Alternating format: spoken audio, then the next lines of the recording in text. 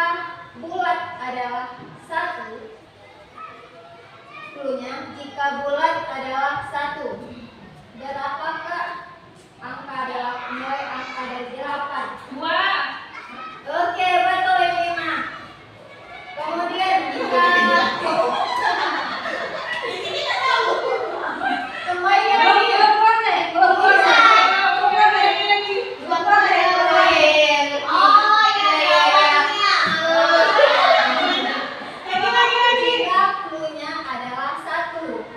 Berapakah nilai dari 88?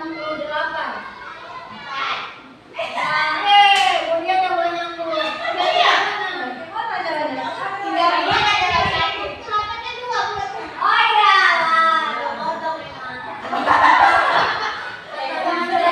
terakhir, berapakah nilai dari 2000? 2003. Oke, udah beres ya. Oke, Bapak Ibu.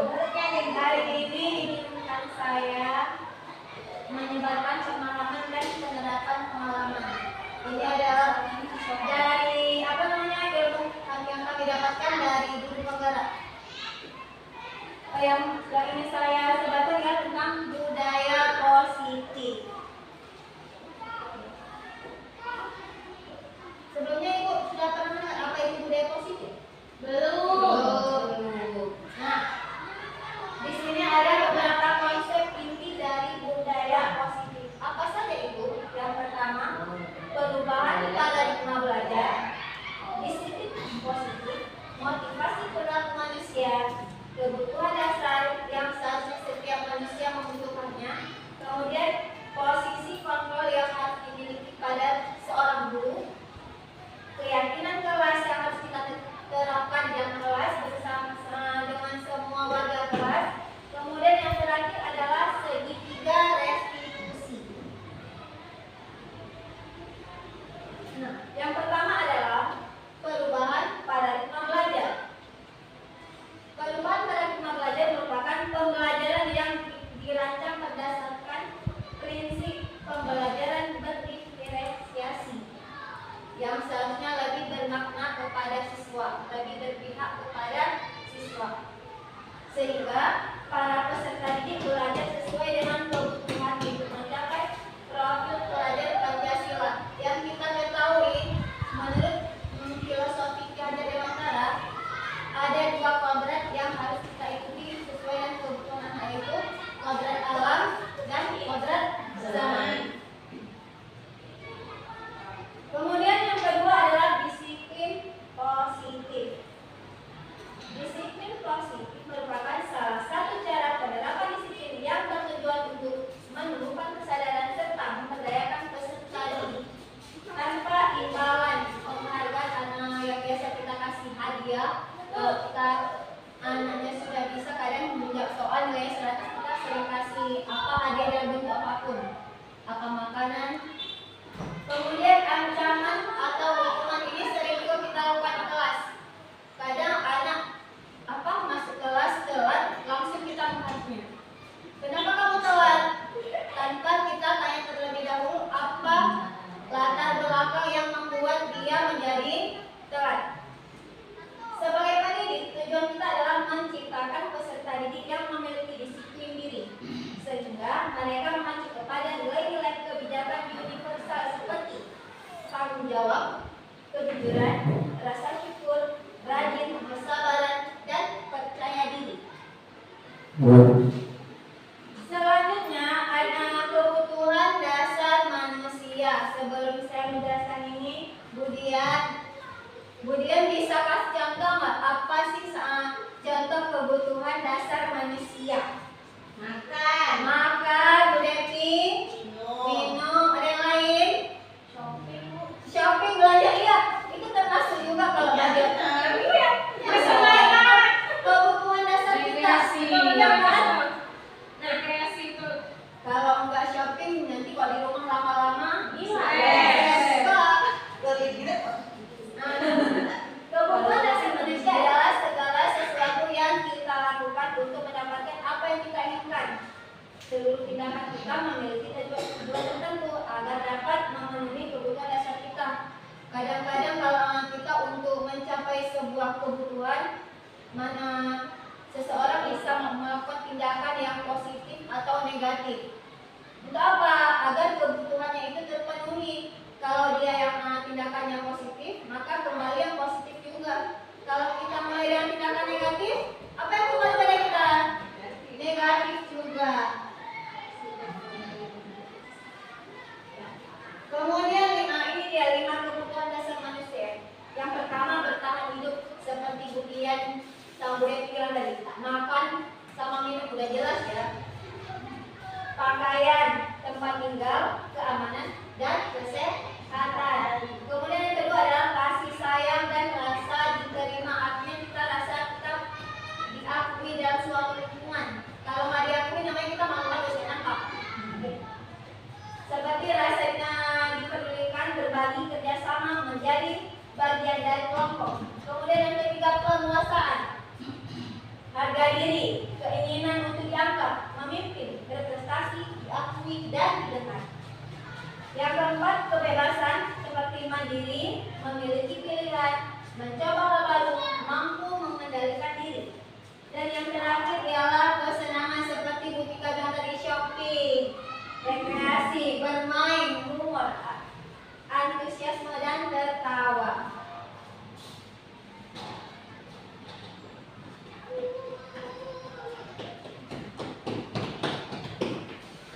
Nah, kemudian selanjutnya budaya positif itu motivasi perilaku manusia. Ada terbagi dua.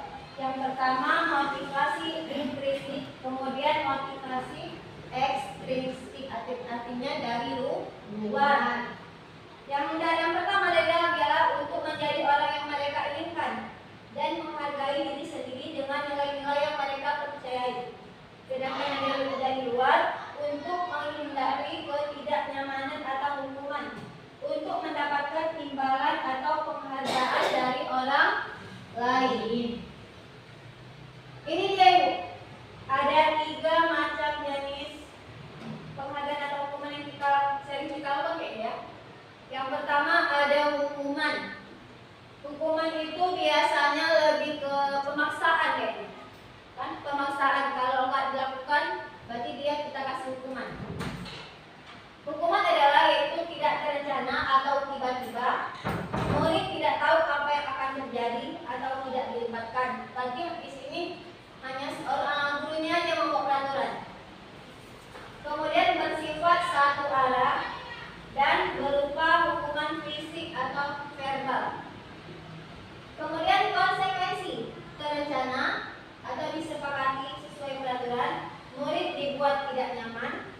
Sikap guru selalu memonitor murid, artinya terus diberi pertanyaan tanpa si murid ini melakukan pembelaan diri. Kemudian yang ketiga restitusi. Ini yang seharusnya kita lakukan sebagai seorang guru, yaitu proses penciptaan kondisi bagi murid untuk memperbaiki kesalahan dan proses kolaboratif kerjasama yang mengajarkan murid untuk mencari solusi dalam permasalahannya sendiri.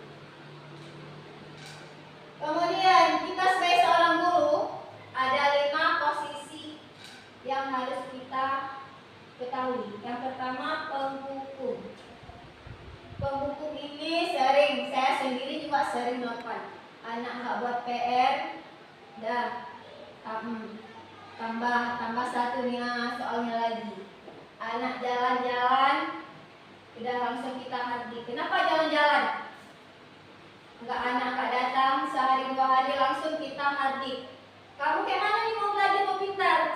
Sekolah aja kayak gini, sehari datang 2 hari enggak. Ya kan, itu sama seperti menghukum. Kemudian membuat rasa bersalah. Ini kita hampir seperti teman.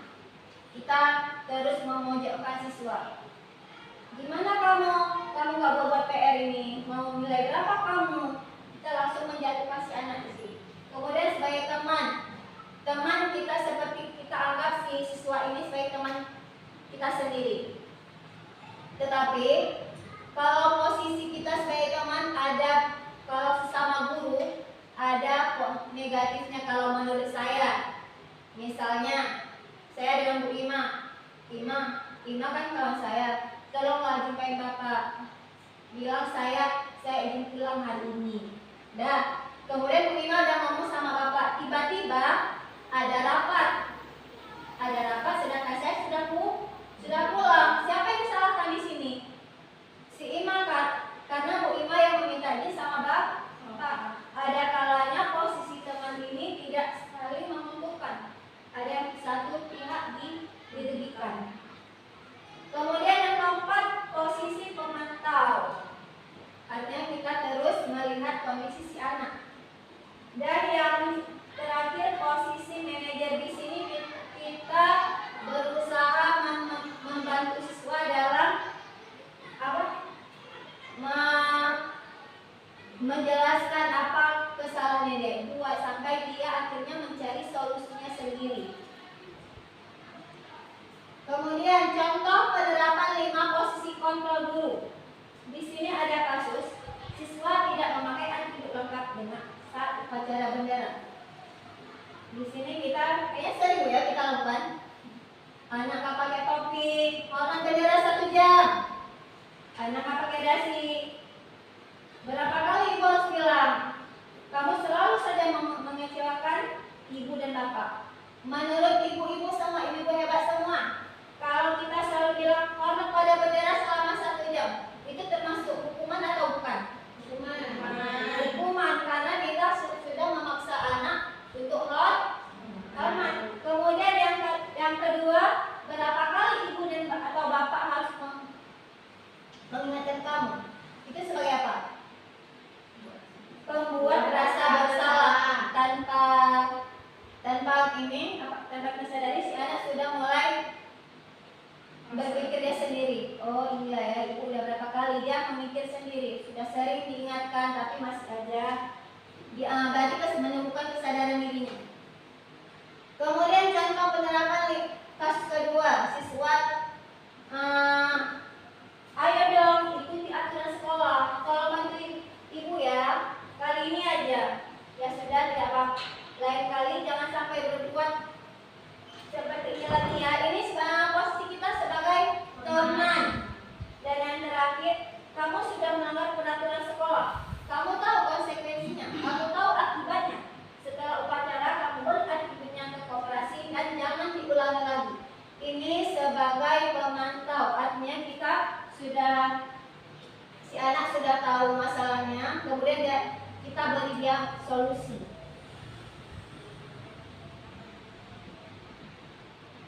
Kemudian yang terakhir, apakah kamu tahu kesalahanmu? Kira-kira bagaimana kamu memperbaiki kesalahanmu? Ini posisi yang sebaiknya kita gunakan saat jam kelas.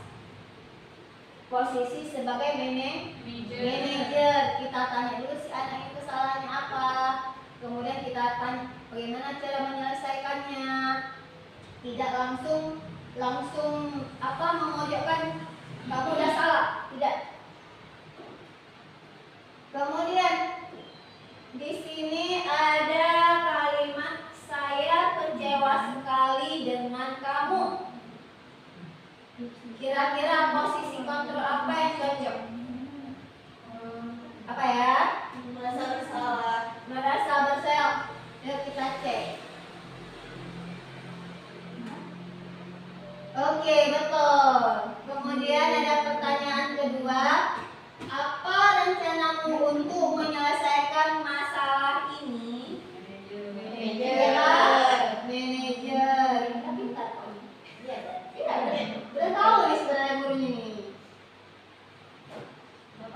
Udah paham kan? Berarti udah bisa dipraktekkan di dalam kelas. Insya Allah.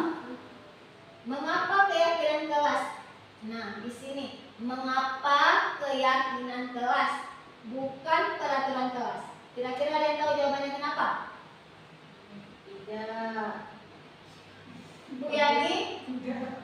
Bu Ima? Apa Bu? Kira-kira mengapa keyakinan kelas bukan peraturan? Supaya anak lebih bertanggung jawab dengan keyakinan yang dibuatnya sendiri. Berarti lebih kesadaran diri ya. Oke, yang lain? kelas dibuat oleh dua pihak, guru dan murid. Iya, berarti kedua pihak saling berkolaborasi. Nah, ini dia pembentukan keyakinan kelas. Cara membuat keyakinan kelas. Yang pertama bersifat abstrak, ringkas, nggak perlu panjang-panjang. Kita bacanya pun capek. Dan kemudian berupa pertanyaan universal, pertanyaan bersifat umum. Dibuat dalam pernyataan positif, berarti kata-kata yang kita gunakan adalah kalimat positif, jangan ada kalimat negatif yang berupa paksaan. Kemudian sedikit saja agar mudah diingat, singkat, jelas, pendek. Sesuai dengan kondisi kelas dan sekolah sehingga mudah diterapkan dan semua warga kelas dilibatkan, jangan hanya muridnya saja, tetapi guru dan murid dua-dua bekerja sama, dua-dua itu berperan aktif dalam membuat sebuah keyakinan kelas. Nah, yang terakhir adalah segitiga restitusi. Yang pertama menstabilkan identitas. Ada 3 langkah dalam membuat segitiga restitusi. Yang pertama menstabilkan identitas. Kita harus menstabilkan dulu emosionalnya. Jangan dia lagi marah, dia lagi nangis, kita nanya nggak akan selesai. Kemudian yang kedua, validasi tindakan yang salah. Di sini kita mencoba mencari tahu, menggali pertanyaan yang membuat siswa bercerita terus terang apa kejadiannya, apa sebabnya, apa yang membuat dia melakukan kesalahan tersebut. Yang ketiga, menanyakan keyakinan. Di sini berarti kita tanya, nah apakah kamu masih ingat dengan keyakinan kelas kita? Kita tanya, sesudah dia sebutkan, kita tanya lagi. Nah, kamu udah tahu, bagaimana cara kamu memperbaikinya? Jadi di sini dengan menggunakan segitiga restitusi, si anak bisa mencari sendiri masalah, mencari sendiri solusi dari masalah atau kesalahan yang sudah dia buat.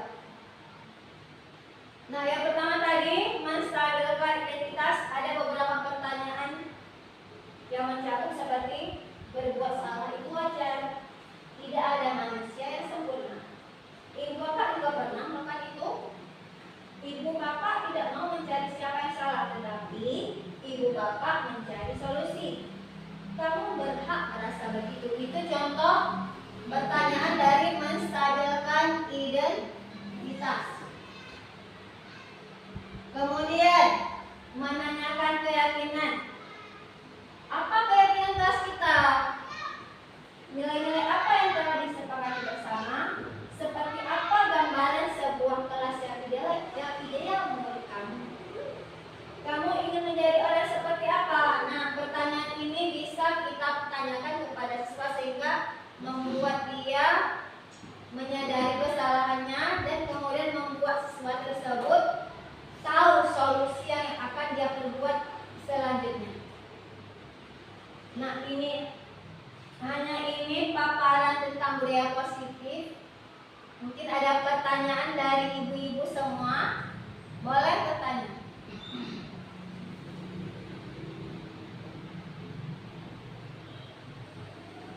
Ada yang bertanya?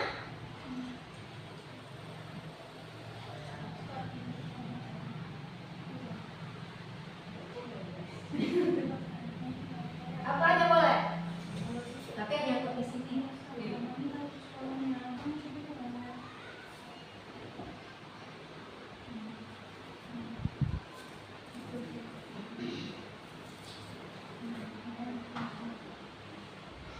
Kalau tidak, boleh saya yang bertanya? Boleh. Tadi ada 5 posisi kontrol guru.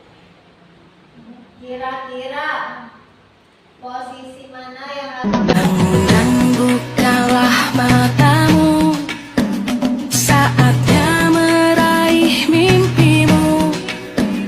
Arahkan pandangan ke depan, Tuhan kan menuntunmu. Sadarilah masa berganti,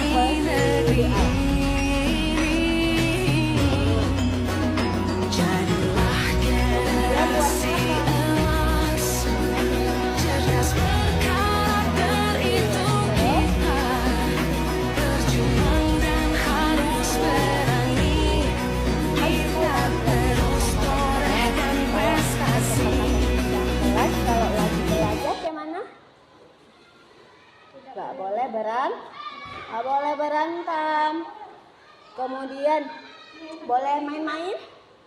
Tidak.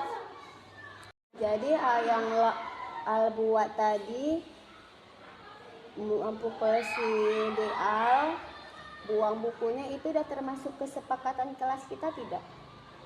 Tidak. Jadi ibu pengen tahu cara Nopal memperbaiki kesalahan tadi bagaimana? Caranya dengan kita tidak ngapain?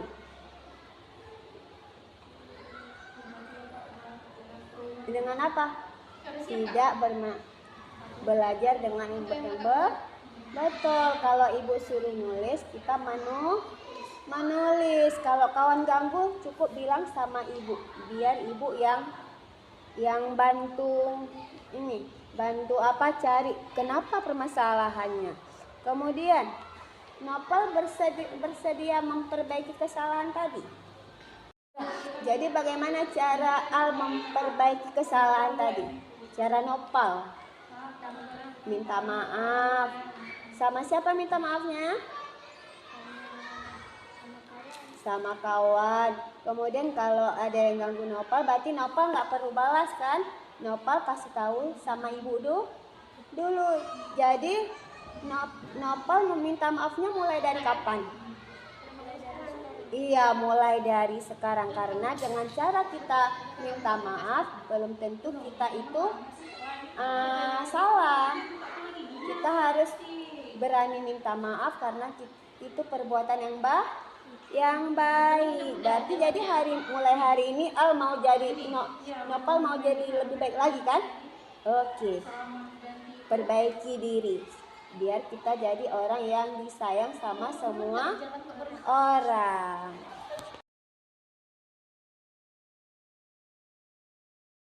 Bangun dan bukalah matamu, saatnya meraih mimpimu.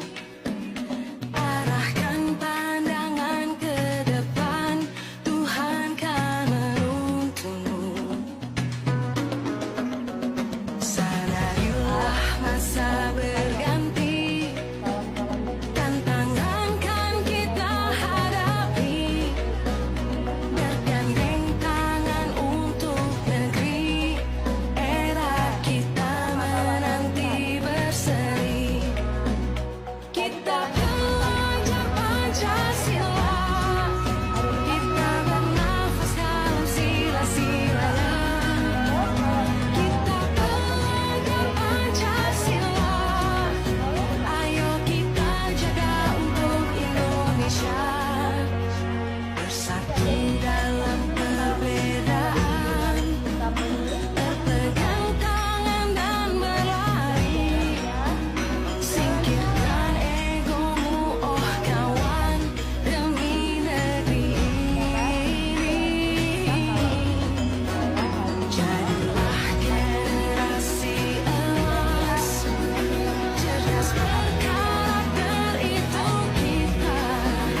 Berjuang dan harus berani, kita terus torehkan prestasi. Apalagi? Membaca, enggak jalan-jalan. Al bersedia memperbaikinya. Bersedia. Kira-kira kapan Al mau mulainya?